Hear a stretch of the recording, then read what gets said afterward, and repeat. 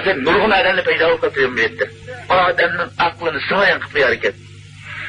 24 saatinin hemmesi pulunu gitmek kılar iken. Ticaretçileri at degende oğanmıgandın tatip pul koygan kadar toplamay pulunu gitmek kılar iken. Hatta uxlavatlı pulu juylar iken.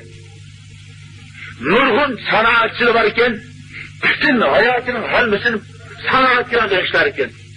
Nurgun dehqanlı var iken, bütün hayatını dehqançılıkla dönüşler var iken. Nurgun ticaretimiz, çarıkçılığı var iken, bütün dehqan çarıklılarla bular iken. Oltursa, kopsa, ailesi de, cemaatli içinde, cemiyette, her vakit, her saatte şununla gibi. Yoksa, künye Huda sana şunu için çıkartaydım. Hiç yarak yapmaydı.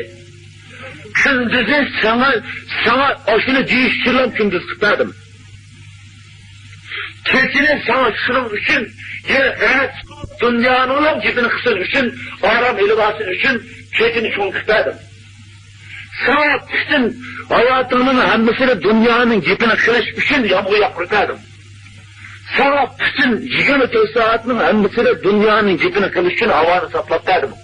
Umuman kıtmanda senin bedinindeki sıfat bedellik. Senindeki muhit vücuttan ticaret, mevli hüner sanatla, mevli dehkancılık, çarıkçılıkla şoğullatkan müşlak bir muhit var. Müslümga şerait yapılan bir muhit. Naat, hiç, bu şu bütün yer işaret yaş etrafını intizam böyle aylanırlar. Yaz kış tertiple gelirler. Geç gündüz normalde özünün tertibiyle anlaşılırlar. Bu şunak bir tertiple. Bu şu tertip dünyanın yıkımı kılış için uçururlar. Bu şunun için tanıtadı mı? Yoksa onda kalmaz. Onda kalmaz. Herkes onda kalmaz. Yukarı düzek ona karaktır cümle velinse elli abununda. Benim Huda'nın dine hizmet kılış. Benim şeriatının terakki kılışı, şeriat-ı garranın umumlaşışı için, avlatla İslam dinini ügünüş için senin hizmet kılış veciben var. Her bir adamın vecibesi var. Her bir oğul, her bir kız, her bir er, her bir ayağının vecibesi var. O turmuşunu taşıvatmayız, fotoğraf, ticaret kılmayız, sanat kılmayız, tentaklık üzerine demek ki o, tazir girimiz onu. O, tazir girimiz. Hiçbir şey kalkamayız. Dünyada hiçbir şey kalmayız. Hemen ilgilimiz. Ne diyeyim, Kur'an-ı billah. Peygamberi billah. Hem de bu şu adamın aklını sığayan kulağı tarih et. Fakat kulağını gidiyor bu burada. O kulağı uçkaşmamdı. O halıkı uçkaşmamdı.